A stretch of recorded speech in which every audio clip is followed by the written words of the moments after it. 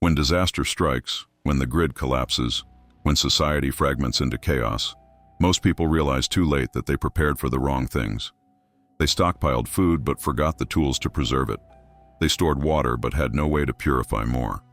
They bought expensive gear but overlooked the simple instruments that actually keep you alive. The difference between surviving and perishing often comes down to tools nobody talks about. Tools that sit in the shadows while preppers obsess over tactical knives and bug-out bags.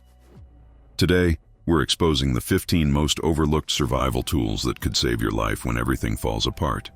If you're serious about surviving what's coming, don't just watch, subscribe right now, because the information we're about to share isn't common knowledge, and when the lights go out, you'll wish you had paid attention. Let's start with something so basic that preppers actually laugh when you mention it. A manual can opener. Laugh all you want, but when the power's gone and you're staring at dozens of canned goods with no way to access them, that laughter turns to panic. Electric can openers are useless without electricity. Those fancy survival knives with built-in can openers?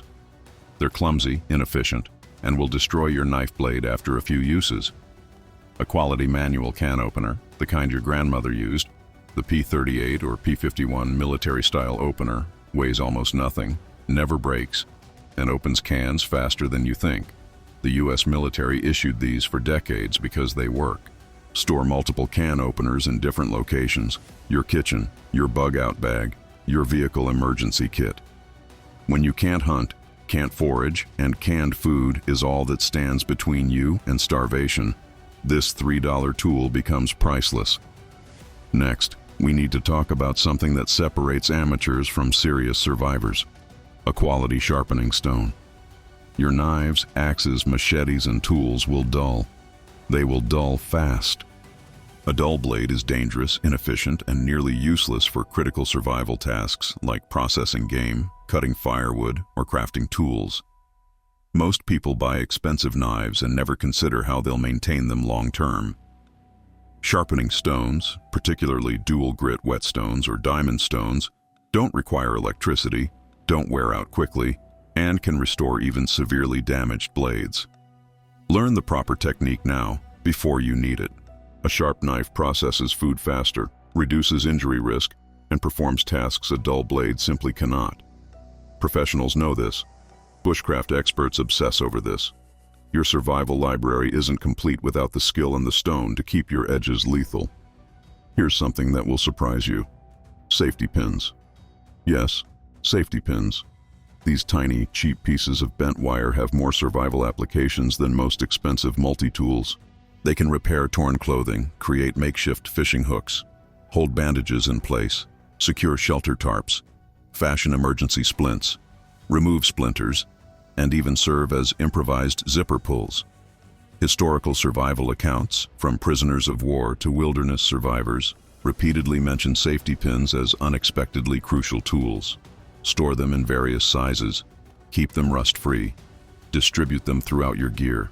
When your jacket tears in freezing weather, when you need to secure a wound dressing, when you're improvising solutions with limited resources, these humble pins deliver results that high-tech gear cannot.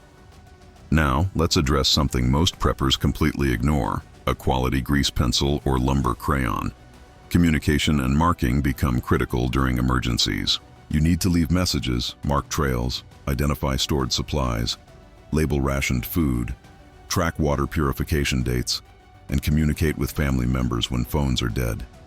Regular pens and markers dry out, freeze in cold weather, and won't write on wet, dirty, or rough surfaces.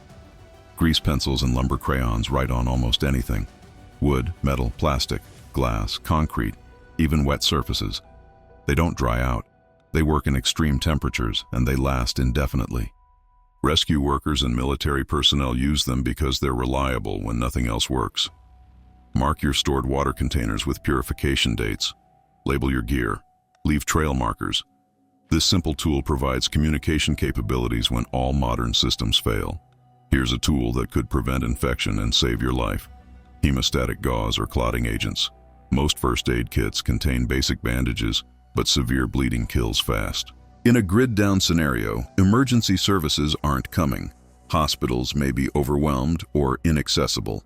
Knowing how to stop severe bleeding and having the right tools makes the difference between life and death. Hemostatic gauze, impregnated with clotting agents, stops bleeding that regular bandages cannot control. Combat medics rely on this technology. It works on wounds that would otherwise be fatal. Learn proper application techniques now. Store multiple packages. Understand the difference between brands like QuickClot and Celox. When someone you love is bleeding out from a deep laceration, you won't have time to learn. You need the knowledge and the tool ready. Let's talk about something nobody discusses: a quality awl or leather punch. In long-term survival situations, you'll need to repair gear constantly. Boots wear out, belts break, straps tear. Leather goods need holes punched for repairs or modifications. An awl allows you to pierce tough materials like leather, canvas, and heavy fabric, so you can stitch repairs that actually hold. Without it, repairing essential gear becomes nearly impossible. Pioneer families carried awls as standard tools. Modern preppers ignore them completely. When your only pair of boots develops a separated sole and you need to stitch it back together, when your pack straps tear and require reinforcement, when you're improvising leather goods from animal hides, this simple tool becomes irreplaceable. Get a quality awl with a comfortable handle and keep it with your repair supplies. Here's something that addresses a silent killer in survival situations: oral rehydration salts. Diarrhea, vomiting, and dehydration kill more people in disaster scenarios than violence. Contaminated water, stress, poor hygiene, and limited medical care create perfect conditions for deadly dehydration. Water alone doesn't solve this problem. Your body needs electrolytes, sodium, potassium, and glucose in specific ratios to properly absorb fluids and recover. Oral rehydration salts, the same packets aid organizations distribute in disaster zones, provide this life-saving balance. They're lightweight, shelf-stable for years, and incredibly effective. The World Health Organization credits ORS with saving millions of lives. Store commercial packets or learn to make them from salt, sugar, and potassium sources. When someone in your family develops severe dehydration, this overlooked tool prevents death. Now let's discuss something that sounds mundane but proves critical: a quality manual egg beater or whisk. In long-term survival, you'll need to mix, blend, and emulsify foods without electricity. Making soap, preparing certain preserved foods, mixing medical compounds, creating effective cleaning solutions, and properly preparing certain survival foods all require thorough mixing that's extremely difficult by hand. A manual rotary egg beater, the kind from the 1940s, provides mechanical advantage that makes these tasks possible. They're durable, require no power, and perform work that's exhausting manually. Pioneer families valued these tools. Modern preppers forget they exist. When you're making emergency soap from animal fats and lye, when you're preparing food for preservation, when mixing compounds correctly means the difference between success and failure, this simple tool saves tremendous effort. Here's something that addresses a problem most people don't anticipate: a quality siphon pump. Moving liquids without electricity becomes surprisingly difficult. You'll need to transfer water from large storage containers, drain flooded areas, move fuel safely, and relocate liquids without lifting heavy containers. Trying to pour from 55-gallon drums is dangerous and wastes precious resources. A manual siphon pump, particularly the bulb or hand crank type, moves liquids safely and efficiently. They're used by mechanics, farmers, and emergency responders because they work. Get one rated for potable water and another for fuel. Learn proper siphoning techniques. When you need to access water from your storage barrels, when you must transfer fuel from an abandoned vehicle, when moving liquids safely protects your limited resources, this overlooked tool proves essential. Let's address something that prevents a common survival mistake: a quality fishing net or cast net. Most preppers stockpile fishing rods and lures, but in true survival situations, efficiency matters more than sport. Cast nets catch more fish with less effort, less skill, and less time than rod and reel fishing. Commercial fishermen use nets because they work. In a survival scenario, you can't afford to spend hours hoping for a bite. You need calories now. Cast nets require practice, but once mastered, they provide protein efficiently. They work in rivers, lakes, ponds, and coastal areas. They catch multiple fish simultaneously. They don't require bait. When starvation threatens and you need food fast. When efficiency determines survival. When your family needs protein and you can't waste time. This tool delivers results that traditional fishing methods cannot match. Here's something that addresses a critical long-term need: a quality manual grain mill. Whole grains store for decades. Ground flour goes rancid in months. If you're serious about long-term food security, you need the ability to mill your own flour from stored wheat, corn, or other grains. Electric mills are useless without power. Hand-crank grain mills, particularly quality models with metal burrs, turn stored grains into usable flour, meal, and cereal. They're used by off-grid families, homesteaders, and anyone serious about food independence. The initial cost seems high, but when commercial flour disappears and your stored wheat is all you have, this tool transforms inedible kernels into bread, tortillas, and nutrition. Get a quality mill designed for hand use. Learn to operate it. Store wheat berries instead of flour. Your long-term survival depends on tools that process raw ingredients, not convenient packaged foods that won't last. Now let's talk about something that solves a dangerous problem. A quality fire extinguisher specifically rated for your environment. Most people have cheap, expired extinguishers they've never tested. In survival situations, fire means death. You're cooking over open flames, heating with alternative methods, using candles and lamps, storing fuel, and operating in conditions that dramatically increase fire risk.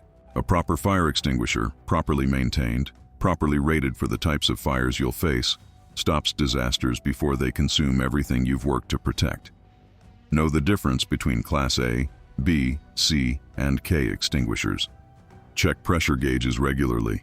Store multiple extinguishers in strategic locations. Train every family member on proper use. When your only shelter catches fire, when cooking flames spread, when seconds determine whether you lose everything, this tool saves lives and resources that cannot be replaced. Here's something that addresses a serious health threat: a quality respirator or gas mask with proper filters. Most people think about air quality only during wildfires, but survival scenarios create numerous respiratory hazards.